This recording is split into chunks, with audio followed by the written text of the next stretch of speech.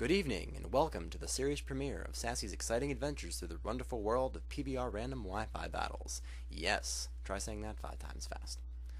So I got a collection of battles for you guys to watch, 3 of them, and they go in order from worst to best, so if you guys want to see the good stuff, you gotta stick around till the end. Sorry.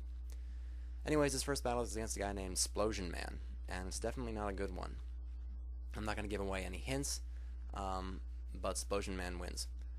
So here we go. I get the rock set with Proba Pass as he gets plastered by an earth power because that's what happens to him. He's like a magnet for those things or something. Anyways, I figure I gotta do some damage to this thing, and I don't really want to go into Octillery, so I'll go into Gardevoir and do some psychic damage because that'll do a whole lot. Except I'm like, oh wait, but Claydol's like special defense and junk. Yeah, that really worked out well for me, didn't it? So fail. Claydol goes for the Trick Room here, which is really interesting because that gets me excited. Now I'm like, oh great, he doesn't know I have Octillery, and Octillery is really slow, so I can start sweeping him, and I'll just be like, surf, all over the place, and yeah, and stuff. So I come into Octillery all excited, and then he blows up my hopes and dreams with an explosion. Yeah, so definitely not off to a good start. Actually, it's like almost over. So yeah, he's down to 2 left, and I'm gonna go into Gardevoir again, because she's the only one I got left now.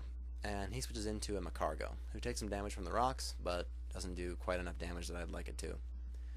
Right, so I'm going to go for the Psychic, but because Trick Room's up, he's going to go first, Lava Plume me, which doesn't do a whole lot, and I was kind of confused about why he did that, but then I remembered that this guy's Splosion Man, and he was just kind of like getting some insurance for himself, so that Splosion will do his thing. So there goes Cosette. And there goes the battle. Gotta tell you what though, this was a really cool team. I like the whole explosion theme, which is something you can really only pull off on PBR.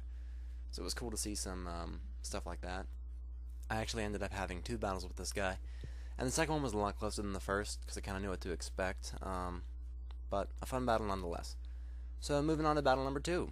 This one's against the almost monocolor team, if not for that Steelix down there. But I really like this team because I think it functions really well outside of PBR as like a 6-on-6 team. So fun, here we go. And I'm leading off with one of my brand new UUs, Hitmontop, from a new team I'm working on. He's a spinner, so fun. Persian fakes out because she's a kitty cat and she dances and dances, and God, I cannot believe I just referenced that video. Have mercy on me, please, dear Lord. Right, so I assume it's sashed, but it's not. It's life orbed. Problem is I don't notice that while I'm playing the game, and so I go for the rapid spin again when he switches out to Steelix, so kind of fail. I go for the Earthquake here, thinking that'll do some damage because, you know, it's Steelix. Gets a crit and does a decent chunk, but not quite enough. That's another thing that makes this battle a lot of fun, is it's absolutely strewn with crits at kind of inopportune times, which is awesome. Yeah, so a second Earthquake doesn't do the job, and down goes Hitmontop. So the end to him for now. In comes Gardevoir, because I don't really want to switch into Octillery and be choiced right now. So I'm just kind of hoping that Psychic will be enough to take out that Steelix, and it doesn't have any tricks up its sleeve or anything. And luckily Psychic does just enough to take down the tank, Steelix. Alright, so back to 2-2 now. He's going to send out Persian again to fake out. I'm going to go for Psychic here to just try and do some damage. So he uses the fake out, and it crits and kills Cosette. And I was just kind of like jaw on the floor here, because I was like, what? Really? I mean, like, I know Persian's good at fake outs and junk, but that just like totally blew me away. I mean, that really sucked. So I'm down to Octillery, and I'm really kind of upset, and Persian taunts the Octopus, and Octopus is like, you don't know what I am capable of. And there goes the Surf, and down goes the kitty cat. So it's 1-1, and all I'm hoping for at the end now is that whoever he's got left is going to be able to take a Surf. And so it's Snorlax, and I'm kind of like, okay, you know, I can deal with that. It's not the worst thing in the world. So there goes a Surf, and it's going to do, you know, a decent chunk, about a third. Then it's going to curse, and I'm like, oh, we got a curse lax here. And it's got no leftovers either. So I'm thinking he's got a Chesto Berry somewhere under that thick skin of his for a rest sooner or later. So, me being choiced and all, I'm just going to go for another Surf, hoping he does some more damage. does a good chunk again, but he goes for the rest here. And like I said, there's that chest of berry waking him up, and now he's back in action. So I'm really kind of worried here about what he's going to do. Is he going to keep cursing? Is he going to attack me? I don't really know. So I just decided to keep hitting him with waves. He goes to the return here and does a lot of damage, but it's not enough to take Octillery out. But at this point, I'm kind of like, okay, Surf's not going to kill him. It was a good battle. Lots of fun. Here comes the Surf. And I get the final crit of the game, and that'll take out Snorlax. So, yeah, there's lots of crits, but, it was pretty even. Yeah, I guess that won't really help me win, but it was still a lot of fun. And I think he had a lot of fun playing that one, too. It was a good battle. Alright, last battle. This is definitely the best team that I've seen on PBR so far. I absolutely love this team. It rocks my socks, not only because it's filled with UUs and even an NFE, but because it's just really works well together, as you'll see here. Definitely the best of the 3 battles here. So I'm going to lead off with Hitmontop again, because I figure that Miles is going to be the lead. Hoping I can get like a Rapid Spin or a Earthquake off quick. He sees that coming though, and decides to switch out here to avoid an Earthquake.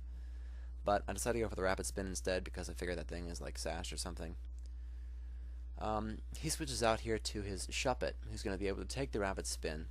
But he also thought that he could take an Earthquake, which he could have. And that's the only problem I see with this Hitmontop right now, is that he's pretty much walled by a lot of the ghosts out there. He doesn't really have a lot of options besides Sucker Punch. And that becomes a game of predictions. Like here, he said set up the Trick Room. So now I know this team is a Trick Room team, and I'm like, okay, now I at least know what I'm fighting here. I switch out to Octillery to try and take advantage of that Trick Room, because I figure Shuppet's not going to do a whole lot to me. Let's try to set up, which it does again. There's a Sunny Day. And I'm kind of upset by that because I can't use Surf to the fullest of its abilities. So I decided to go with Charge Beam, and wasn't the best choice for me, I guess. I was hoping to get some special attack boosts on the Shuppet. But he switches out and brings in a Sunflora now. And so now I'm really upset, because I should have gone for the Ice Beam to do some damage to the Sunflora. Actually might have killed it. But now I gotta deal with this thing. And it's going to start Solar Beaming. So I run away to Hitmontop, who's supposed to take a special hit like a beast, because he's a special tank. Down comes the beam of the sun from the sky, and it crits me, and that really gets me upset, because I think he would have lived it. I can't say for certain, but I'm pretty sure he would have been able to. So decided to go into Gardevoir to try and take a Solar Beam now, because she's also got a lot of good special defense. I go for Destiny Bond here, figuring that 2 Solar Beams will take me out, and I can take him out on the next shot. But 1 Solar Beam actually takes out in Cosette, so that Sunflora's got a real punch to it, and I'm really afraid. But what saved my butt is right there. The dimensions return to normal, and so Octillery is going to be faster than Sunflora this turn, and I can get the Ice Beam off, and finally take out that Dancing Sunflower. So there it goes, and alright, so I'm down to 2 left, and I know exactly who they are. They're Mile and Shuppet. And I can definitely take both of them with the Ice Beam, at least I'm pretty sure. He leads off, or doesn't lead off, but sends in Shuppet. And I think it was partly for the Frisk to find out if I was choiced or not, which he did. So that was part of his strategy, but another part of his strategy here is this Sash and Curse technique, which I thought was just a really awesome move, totally unique and original. At least I've never seen anything like that before, because you can't really do that. And that's what makes this game great, people doing unique things that you've never seen before. So I got a Curse on me, and we're down to our last guys each. And I know it's not going to be very effective, my Ice Beam on the Mile, but I'm thinking with Choice it'll still do some damage, and it does. It takes him down to about 2/3 of his health gone. He Fire Blasts me, which I thought was a little weird. And I figure a Sucker Punch is coming in next. I'm just praying it's going to do little damage. So there's a Sucker Punch, and Octillery just hangs on. There's the Ice Beam, and down goes the Mile. So a really great battle. Like I said, the team was one of the coolest I've seen on PBR. Just works really awesome together. And yeah, so that concludes my random adventures through PBR, because random stuff is what PBR is good for. Yes.